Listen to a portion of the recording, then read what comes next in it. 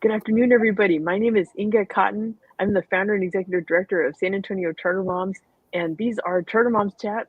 And we've been going live to help families understand what they can do during enrollment season, because now is the best time to plan ahead for the coming school year. A lot of schools of choice are taking applications right now. Some have held their lotteries, but a lot of schools have not had their lotteries yet. And so this is your best chance to get your kids into your top choice schools for the coming school year. Today we're featuring Founders Classical Academy of Schertz, and we updated the enrollment guide blog post and featured it on our social media channels today, and in the discussion group on Facebook. And I'm so excited that this afternoon we get to talk about Founders Classical Academy of Schertz with two assistant principals. So let me introduce them. So in the middle of the screen is Kelly Hunt. She's an assistant headmaster, and she focuses on the big kids, the grades 6 through 12. And then on the far side opposite me is Dawn Willitt, who is also an assistant headmaster, but she focuses on the grammar school. So that's kindergarten through 5th grade at Founders Classical Academy of Schertz. So Kelly and Dawn, thank you so much for joining me on Charter Moms Chat so that families can learn more about Founders. Yeah, thank you for having us. Yeah. Yeah. Okay, so I wanted to for maybe people who aren't familiar with what Founders Classical Academy is about, if you could explain kind of the mission and vision, like what's the purpose and the big picture. Absolutely. We're actually one of many different Founders schools that are located around Texas and in Arkansas as well. And our name is pretty unique. It reflects our mission that we want to educate for freedom. And that's an idea that originates from the founding fathers that started our country. And they believe that in order to maintain individual liberties and then also a free society, that the citizens need to be well educated and also live virtuous lives. So we've taken those principles and developed a curriculum and a program where our students are learning what they were teaching way back then. We want to prepare our students to contribute to that vision and to keep it going, where they leave our school ready to maintain that drive to keep our society free. And we focus on virtues like prudence, temperance, fortitude, justice. Those are a big part of what we're teaching our students. And then that ultimately leads to a life of charity. So that's our mission, is to teach our children that they can live this life of virtuous living. And then it results in a free society through the knowledge of that they're learning here. Yeah, thank you. Well, that's great. Yeah, I'm glad you pointed out that there are multiple Founders Classical Academy campuses. They're kind of all interrelated. I mentioned in a blog post like the ties to like the Barney Charter School Initiative at Hillsdale College, and then also it's part of the bigger Responsive Ed charter school network. And they have many different types of charter schools to serve different niches and what different types of families need. But Founders is a really important part of that portfolio because, like you said, it's looking back to the founding fathers and what their vision of the type of education you need to form citizens to be active participants in a free society. Absolutely. Yes. Okay. Well, so I wanted to ask, how take that vision and as it works in the curriculum. And I want to get into like how specifically like a grammar school or the secondary, but just sort of talk about the, Founders means like there's this emphasis on U.S. history. And also this idea of classical education, which some families are starting to hear about and getting curious about, but maybe don't know what that contains. So I was wondering if y'all could tell us more about classical education, the focus on U.S. history, especially, what makes America unique. Yeah. So there's a couple of things, that's kind of a couple questions in one, but I want to start first with classical education. And I see that you've put that up there. And so when we're teaching classically, we're focusing on the whole student, and specifically the Founders model is focusing on the whole student leading to civic virtue. But we start with the virtues that Mrs. Hunt talked about: charity, and prudence and temperance, fortitude, and justice. Those are our kind of our core values that we're teaching our students through the curriculum. We want to promote the things which are good and true and beautiful to our students. We do this through all of our curriculum. So when they're learning literature, we focus on enduring literature that's classical, that are things that we've seen that have endured over time, and we focus on those beautiful themes. And we talk about the virtue of the characters in this story, and where did they fail and where did they succeed, and what can we learn from that. When we're doing history instruction, we look at the historical figures of and we talk about what virtue they showed and what virtue they lacked, and how can we learn from the choices that they made.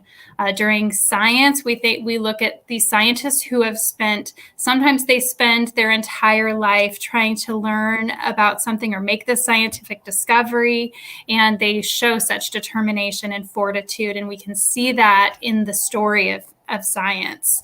And then, of course, in math, we can see absolute truth. And that is an undeniable evidence that we can see for absolute truth, which I know Mrs. Hunt is going to talk about absolute truth a little bit later too.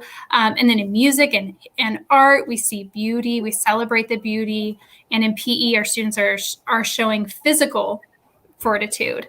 But then also there's the idea of American history, and how does the classic education that we're showing then, how is that connected to teaching U.S. history? So that's the other part of the question that you were talking about.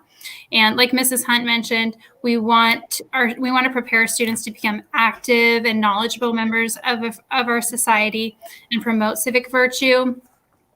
And one of the things that you'll see is that, the struggles that our country's facing today, they're multifaceted issues. They're things that have sometimes been around for hundreds of years, and sometimes they're the same issue that's just carrying on, and sometimes something that stemmed from something that happened a long time ago, 100 years ago or more, and it's still something that we're trying to deal with today. And so by equipping our students with a thorough understanding of history, we're able to prepare them to face the challenges that our country is facing today and to tackle those things. And we really do believe that our country is unique, and we're proud of our country. Yes. So our curriculum really focuses on that and what makes us a free society that we want to maintain. Yes. Yeah. Well, that's great. I'm so grateful for these, explaining what it is. Founders may not be the right school for everybody, but some families will probably be really excited to hear, that there's a school that has such a clear mission, right? And has such a dedication to, teaching, a model of American history, right? And the more you're willing to face, and talk about what happened in the past, and give students that deep level of knowledge, the better prepared they are to make, intelligent decisions, as young adults, and be active participants in society. Because as the founders foresaw, you have to have a well-educated group of citizens to be able to make good decisions and lead virtuous lives. It doesn't just happen by accident. You have to prepare for it. Yes, absolutely. Mm-hmm. Yeah. Okay. Well, I wanted to check in with each of you about more specifically, at the grammar school level and at the secondary school level.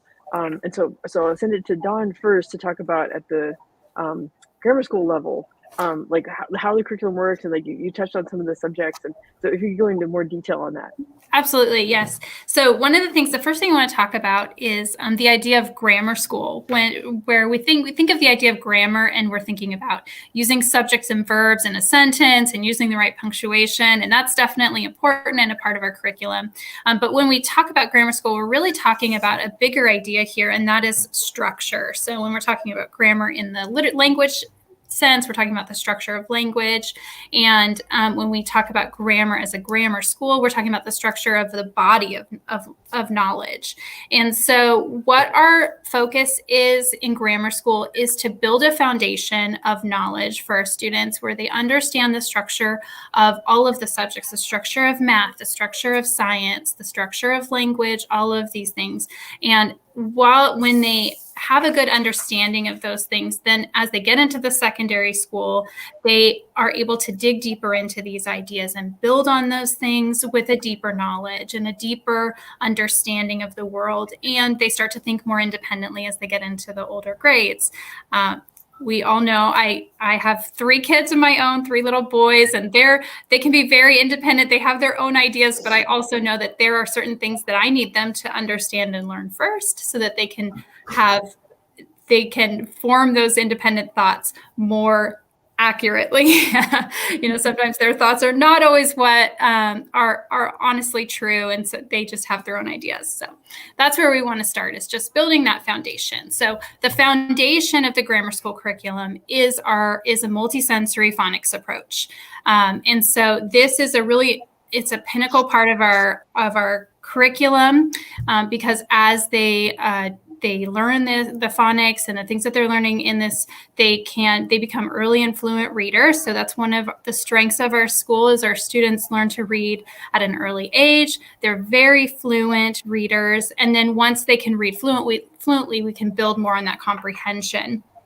And so the way that we do that is we teach them, there's about 76 phonograms that we teach them in our literacy program. And once they learn those 76 spelling patterns, they're able to read thousands of words because they can just apply them to all these different words. What you see typically in a classroom in elementary school is you'll go in and they're learning sight words. And what happens there is that all they can read is the sight words that they've learned. And so it really limits their vocabulary, it limits what they're able to read and spell, whereas the phonics program that we use applies to many things. And it's actually the same kind of program that you're going to see in a dyslexia class. And so many of our students who come in who are dyslexic, they are already getting the instruction that they need even before they realize that they need it. So that's really a wonderful thing. And it really helps every student. We also do have a very active grammar program, and that program, even in kindergarten, the students are starting to identify subjects and verbs in a sentence, and we build on that each year. In second grade, they're starting to analyze an entire sentence and find all the parts of speech in the sentence.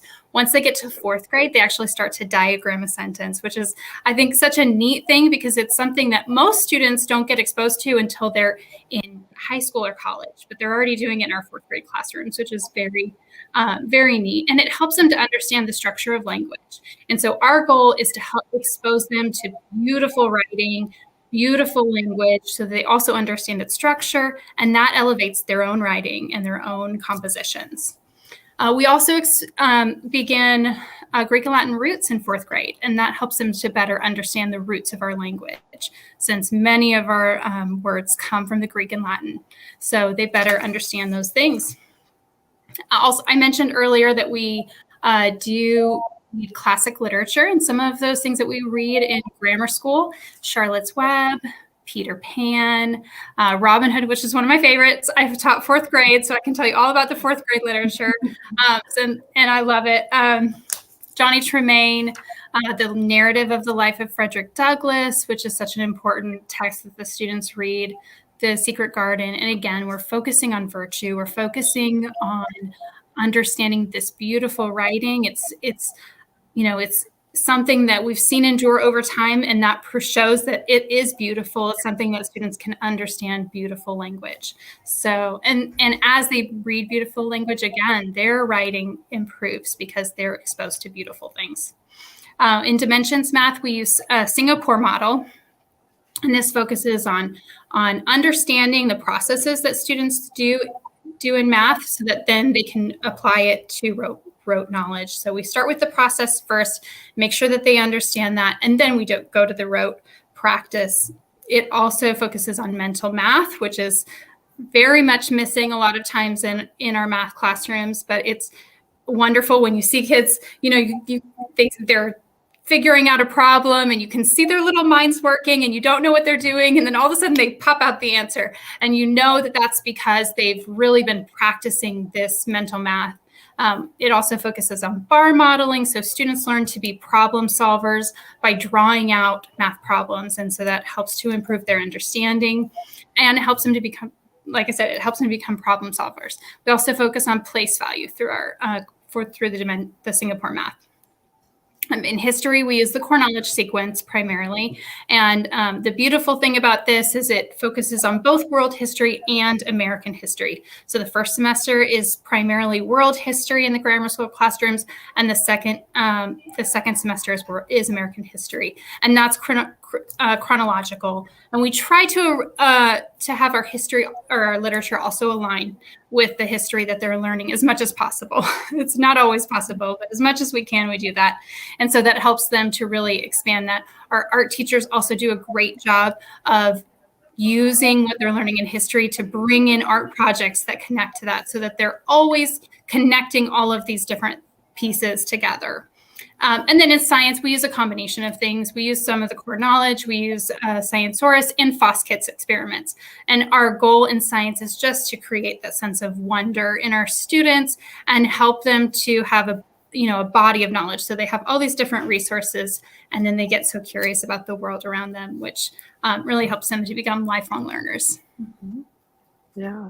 Well, it sounds like a theme through all the different subjects you're talking about is this embrace of like, we are going to teach structure, we are going to teach the rules. And that's actually, it's not a matter of like confining or restricting what the kids do. Instead, it's like you're giving them tools. So like if they, instead of just learning sight words, if they understand the rules about how English phonics and spelling are connected, which it's complicated, but there are rules to it. And then they're equipped to try to make sense of words that they've never seen before. And they're more confident about diving in and, maybe reading, like, stretching a little bit, maybe with somebody with them, maybe they're reading aloud, but they can stretch and, read text that kids at their age might not be expected to be able to read. And same thing with math. Like if they understand this isn't just an algorithm or a process that you work through. It's like you're working at things, right? There's blocks to play with, or pictures on the paper. And it gives it's like you have to have that real world understanding, and then you're equipped to do it in your head, and you can deal with more complicated problems, and you're not going to get the science switched up because you understand what you're trying to do and what the goal is. Yes. Yeah. It's really neat. I've seen fourth graders do algebraic problems. When I told you about some of the books that we read in fourth grade, I told you that's my wheelhouse. But Anne of Green Gables that we read and Johnny Tremaine, they're both fourth grade. They're both seventh grade reading levels when you look at the Lexile level. But our students were, doing remarkably well with reading these texts. So it's really neat. And, you talked about learning the rules, which, there's about 42 rules that the kids memorize. And you walk into a classroom and you'll see students repeat the rules in tandem. They're all in unison, repeating the rule to the teacher, and they understand how to apply it. And that's amazing. It's amazing to see that in work. Yeah. Yeah. Well, it's giving them, you mentioned about your own sons, that they're independent, and you just want to arm them with enough good information so that, it's if they have the knowledge, then that justifies giving them freedom to express themselves. But if you don't have a basis of knowledge, then it's kind of random. Yes. Yeah. And a neat thing too, is that if you walk into a grammar school classroom, any one of our grammar school classrooms, they're all learning the same phonics program. And so I've taught at other schools where every teacher's trying to figure it out on their own and trying to do the best that they can to show the students, this is what you need to learn. You're doing it in small groups and things, and sometimes it's not the whole class. But with our program, the second grade teachers are using the same language as the first grade teachers and the fifth grade teachers. It's all in unison. And so a student who goes through the program, they just get to build and build and build on that knowledge. And so it definitely creates, not just excellent spellers, because it is a part of it, but also excellent readers. Yeah. Yeah. Well, great. Okay. Well, I'm going to switch things around, and we're going to ask Kelly about kind of a similar question about curriculum, but this time applied to secondary, right? So this is grades 6 through 12. Absolutely. So we build on the foundation that the grammar school sets for our students, and that's really exciting. We offer very rigorous classes, but we want all of our students to succeed. So we work very hard to get them to the level that we want them at. Our classes, especially in high school, are generally honors level classes at minimum, and all of our kids generally do very well with it, and especially the ones that have been here for a while. We use the same stories, not the same books, but we use similar primary source stories and documents in secondary. They learn the Constitution and they read these very difficult books, but the teachers are very talented at breaking them down to their level and teaching them what they need to know from those sources. We also teach history in chronological order, which is very unique. So in 9th grade, they learn ancient literature and ancient history at the same time. So they get that multidisciplinary approach. And then that also goes into their art class, and it's really beautiful. And then they move through history every year, and they do the U.S. history full class junior year, and then come back to modern history senior year. So it's really great. The students really get that full timeline. And then our math and science program, which is my absolute favorite because of my background. What I love about it is that we teach our students that math and science is beautiful, and we don't learn it just for the skills. it points us to something bigger. It teaches us humility when they want to break down because they don't know how to do this hard problem. We say, yep, life is hard. Let's get through this together. And so it teaches so many different things than just being able to work a math problem. But we really teach them that those subjects are for their own sake, not just to go make a lot of money someday. We want them to be well-rounded. We want them to know math and science just as well as history and literature. And these are all great opportunities in all of our curriculum to point them to the true, the good, and the beautiful, that there is a truth that's worth pursuing. And we don't say this is what the truth is. We just want them to know that there is something worth pursuing as they get older and how to ask those questions. We have our middle school, they take art and music every single year. So they have to power through if they don't love to sing, and it's a character building thing for them. We use a lot of Socratic discussions as they get older, where they will sit in a circle and they'll have to defend their points. And it's not a debate, it's more of a discussion and how to articulate their points, which then goes into our electives that we offer. We offer moral philosophy and rhetoric, logic, based on those original liberal arts that we discussed earlier. They can take a Shakespeare class, a Dante class, and in all of those classes, they're using everything they've learned to culminate into the skill of articulating their argument or whatever they are thinking. It's really good. So basically, our overall philosophy in secondary is that culmination of all of those subjects they've learned in kindergarten all the way through 12th grade, where they leave and they're ready to go and defend what they believe is right and to keep finding what's right and how to become lifelong learners. We want them to love to learn when they leave our school. It's that sense of wonder. Yeah, but I think that's really key what you mentioned about the that there is an absolute truth out there, and that we may not have a total handle on it yet, right? That's part of our lifelong journey, is to keep seeking it, but believing in that. And then also how it's not just in the humanities, but also in art, in science and math, that's part of the search for truth. And sometimes in math, that can be the most elegant way to find, that there is an absolute truth, is right, as you work on a proof or, work on a geometry problem, and you can see, there's artistic beauty to it as well. But it does bring you to like there is a clear right and wrong answer. And it's good intellectual training to experience that. Yes, and we have them work on proofs in geometry that are very different than a normal geometry class. They have to do proofs all year long. They absolutely love it all the time, I'm sure. But they leave knowing that it is achievable and they can do it. And it really teaches them the problem solving skills, not just memorizing algebraic processes. So it is really enriching for them. Yeah, well, it's really fun for me too, since I've watched founders over the years, like, because when it opened, it only went up to 7th grade, right? And then it's added a grade every year. And then wait, so is this the first year that y'all have seniors? Yes. Or did y'all okay, so this will be the first graduating class from Founder Schertz. Wow, that's awesome. Yeah. Yep. Yeah. Well, okay, so I'm going to ask both of y'all about I guess we can start with Kelly, since you're up on the screen, but things about the school culture, because right, there's like the house system, and like what are like I know there's extracurriculars and sports. There's like really active, like engaged parent community. I mean, there's so much supporting the school besides just the great learning that's happening in the classrooms. Yes, absolutely. We have a house system, like you mentioned, and we divide all of our students into 4 different houses that are named after ancient Greek heroes, which is really fun, and they have icons that they carry around. But the students get to participate in competitions, academic and sports competitions, once a month. And then also within their houses, they plan events for the school. So that's the service towards the school, or they do different random things like cleaning up the outside area. And then they also go out into the community and do volunteer work there, which COVID has made that a little harder, but that is the vision of how we operate in the house system.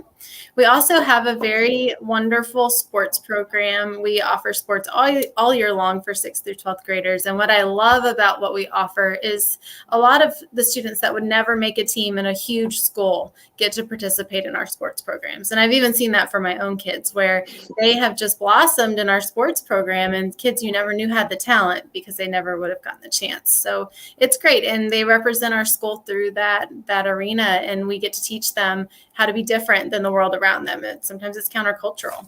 So it's a great opportunity. We also have student council where they can run for office, and we have National Honor Society. It's great leadership opportunities for them. One of the things I love that we offer is we do have dances, but we have dance instructors come out and teach them to swing dance or ballroom dance, and they have so much fun with that. I absolutely love it. We do an etiquette dinner in middle school, so they learn how to sit at a formal table and eat a fancy meal, and they really enjoy that as well. I think those are the main things. Oh, and we also give our juniors and seniors an opportunity to go to Europe.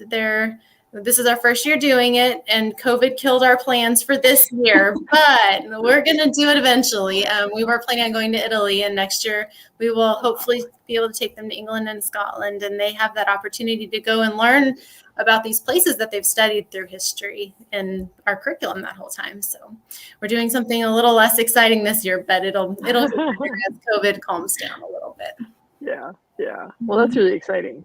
That's okay. So I'm going to switch up. I'm going to put Dawn on the big screen. And so, Dawn, can you tell us about those culture aspects, but how it applies to in the grammar school?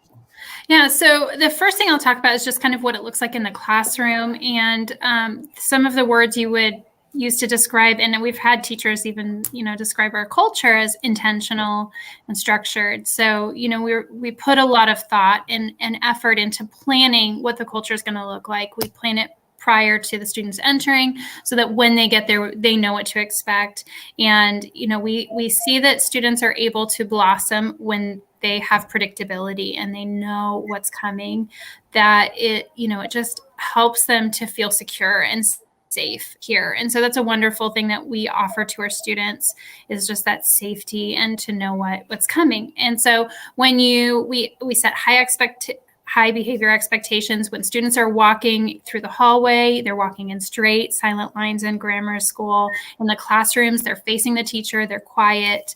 Unless, of course, that's the time then the teacher wants them to talk, which happens a lot, especially in our phonics. So we talked about kind of what our phonics program looks like earlier, that, it's kind of a beautiful choreographed dance when you walk in the room, because and it's one of my favorite things to observe when I go in classrooms, is the exchange between the students and the teachers during our phonics program. So the teacher will say a word and they'll explain what the word means and use it in a sentence. So then the students repeat the word back to them and then proceed to tell them what sounds that they hear in the word, and the teacher will write it. And it's very structured, but the students enjoy it and they're actively participating, and it's a wonderful way for them to learn how to spell and how to read words. And then, there's other times when the teacher's trying to get them to think more deeply about what we're learning. And so they're asking them questions, but the students know the expectation is to raise your hands, and, they'll get a chance to talk eventually. And so they all participate in that conversation, and the teachers really encourage students to think deeply about what they're learning and to ask their own questions and start to think, what are you curious about? And that, again, helps to create that sense of wonder that is our ultimate goal, to help to create lifelong learners. And that's kind of what the classroom looks like. Once you go beyond that, we have other things. One of the things that we have implemented in the last few years is called curriculum celebrations. So once a quarter, each grade level, we will plan a curriculum celebration. It's kind of an event that they spend the afternoon focusing on something that they've been learning that quarter. And the teachers collaborate with the room parents to come up with fun activities that kind of go along with the curriculum. And so some of the fun things that they've done in the past, we've seen medieval tournaments, we've seen treasure hunts, we've seen trebuchets. Right? Yes, we had one of our teachers created, a trebuchet or like a catapult, and they were shooting grapes across the cafeteria, frozen grapes across the cafeteria. The kids loved it. They were learning about simple machines, so it was a a really hands-on way of learning that. We've had a petting zoo. So we've had a lot of fun, different activities that the teachers and the parents have worked together to help the curriculum come alive for our students, which just is amazing for them when they've been reading this book, especially things like Treasure Island can be a very difficult read for students sometimes, but then they get to go on a treasure hunt. It's just everything comes alive. It all kind of comes together for them. So it's really exciting and the kids love that. We have this program that we introduced called our Caritas Shields or Charity Shields that we started last year. And what that is they earn the classrooms earn points, and each class competes with other classes in the grade level to see who's going to earn the shield to put above their door. So we have like little actual wooden shields that have little images on them, and they compete for them. So one of them is showing charity. It's the Caritas Shield, and that's showing charity to teachers, to other students, and they can earn points for that, and they can earn another one is temperance. So that kind of goes to just, helping to show self-control, specifically at lunch, because that's kind of the most difficult time to show self-control if you're in grammar school. And then one of the other ones is our poetry. So they do poetry recitations, and I or one of the deans or somebody, we go and judge the poetry recitation. And so the class in the grade level that earns the most points, they get that shield on their door for the month. So that's a really exciting thing. And then one of the other things we do is our after school co-curriculars. And we have several of those that we offer to our grammar school students. If you go into our backfield, you'll see a chicken coop, you'll see the archery field, you'll see the gardening beds. And so some of those that we offer, etymology we've done, chess, we have chess boards all over the campus. So we have a chess co-curricular. We have choir. We have, of course, the husbandry, the archery, the horticulture co-curriculars. Can you think of any others? I know there's also some that are specific to secondary school. So they have, it's a broad range depending on our teacher skills, whatever they want to offer. And it's a lot of fun for the students. It is a lot of fun. Yeah. Our students love that. They look forward to it. And, we get wait lists going for those co-curriculars because the kids can't wait to get in them. Absolutely. Yeah. Wow. That just shows a picture of it's just a really rich campus. I mean, it sounds like the teachers are really investing their energy, for the clubs and stuff. And, and then there's teacher and parent involvement in the quarterly celebrations. Yes. And how great that there's this atmosphere of celebration, but it's also tied in with what the students have been learning. So it's not just, oh, it's Valentine's Day or something. It's they're having lots of fun, but it ties in with what they've been learning. Mm-hmm. And so it makes the learning time meaningful. And then they have these great memories of stuff that they've got to do on campus and stories they can tell when they come home. Yes. Yeah.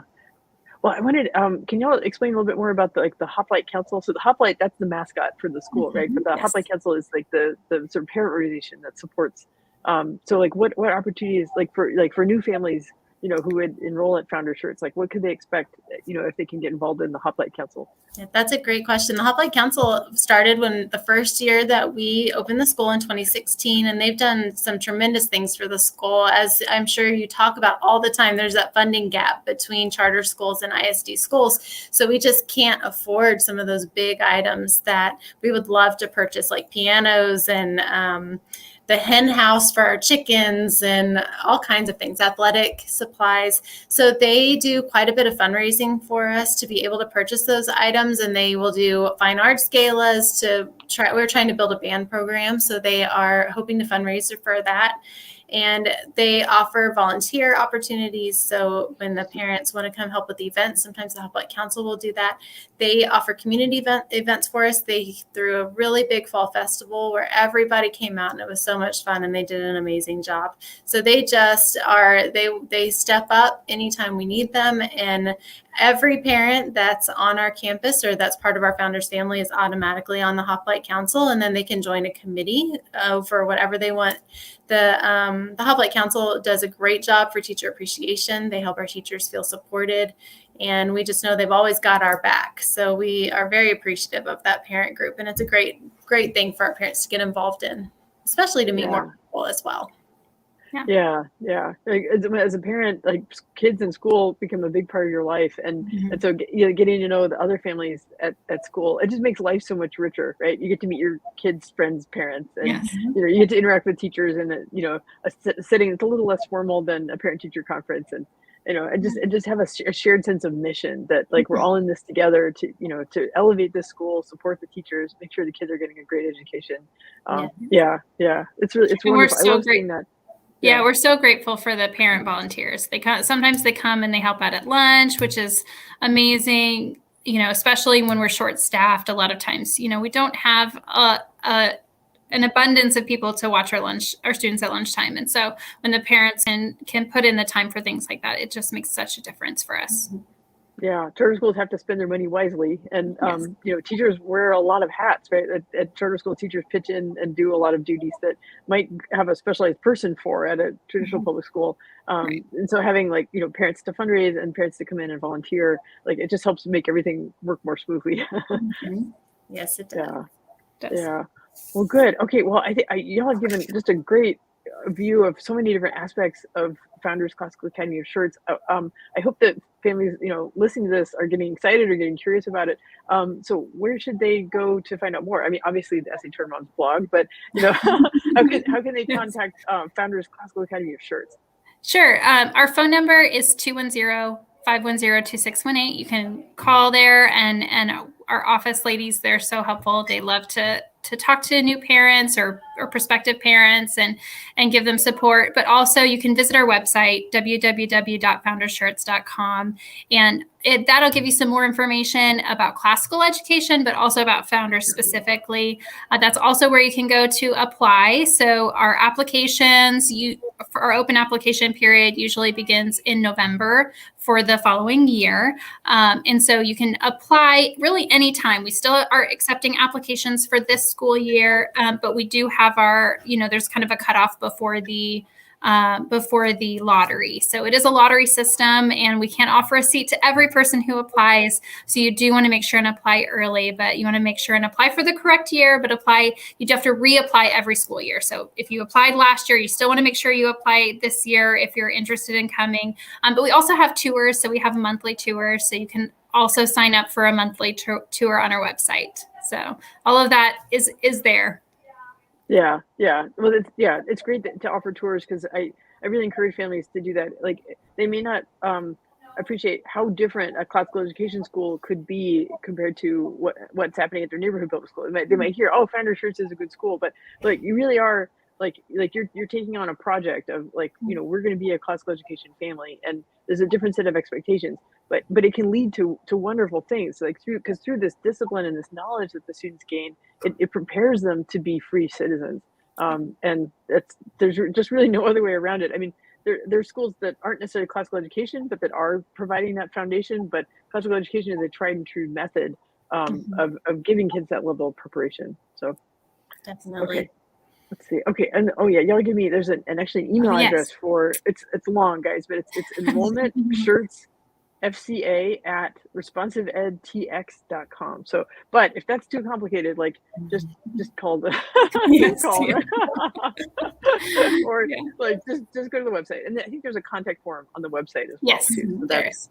that makes it easy, right? Just go to the website. So and then in the description of the video, that's a link that takes you to the blog post on SC Charter Moms, and we've got pictures of the campus and anecdotes. And I was able to do a school tour before the pandemic. I haven't been back since, but I hope I can come back again someday, because I think the chicken coop was. Anyway, there's all that open space on the floodplain behind the campus, right? That's where the archery and the gardens and the chickens and all the. We have a brand new soccer field out there. Soccer field. Oh, yes. Wow. See, it's been too long. Yeah. Well, great. Okay. Well, do y'all have any kind of like closing thoughts or advice or encouragement for families? We would love to have anybody that's looking into classical education come and visit us. And it's a great thing to see if it's right for your children. Both of us are moms with 3 kids in the school. We love it, and we're invested in it. And we think it's great for anyone that is actually interested in coming to visit us. We'll be here waiting for them. Well, great. Well, thank you so much. Oh, Dawn, do you have a thought you want to share? No, I mean, I would just say, I started in public education, and I went through public education when I was a student also. And coming to Founders really changed my life as far as looking at the way that I looked at education. And I'm very grateful, for everything that I've learned here. And I don't think there's anything like it. Mm-hmm. Yeah, it is revolutionary. It is countercultural, as you mentioned, but if you want to do the best for your kids, it's definitely an option worth looking into, because it may be different than what your family or your friends out in the world are doing, but maybe they want to take a look too, right? Word of mouth is very powerful. So right. I encourage families, research classical education, go on a campus tour, talk to other families, ask in the discussion group on Facebook, and but it could be a big step for getting your kids prepared for the future. Mm-hmm. Yes, absolutely. Yeah. Okay. Well, great. Well, thank you so much for joining me on Turtle Chat. Oh, bless you. My throat's been, there's a lot of stuff in the air with this cold front, right? And thank you. And I look forward to keeping in touch with you guys, and, sharing more about Founders on SA Charter Moms. Thank you so much. Thanks for having us. Okay. Take care. Bye. Bye.